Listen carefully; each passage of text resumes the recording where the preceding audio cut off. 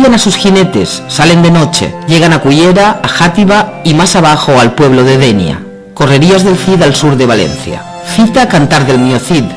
Xàtiva es una ciudad histórica situada en un área donde desde antiguo ya había asentamientos, como lo atestigua el yacimiento conocido como la Cova Negra, con importantes restos arqueológicos del Paleolítico Medio.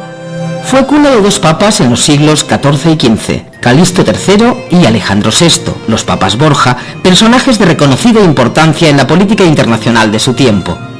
En 1707, Xàtiva, contraria a Felipe V, fue asediada, saqueada e incendiada. Como venganza a la resistencia obtenida, el monarca cambió incluso el nombre de la ciudad, llamándose hasta 1812 Nueva Colonia de San Felipe. Desde entonces, los valencianos llaman socarrats a los setavenses.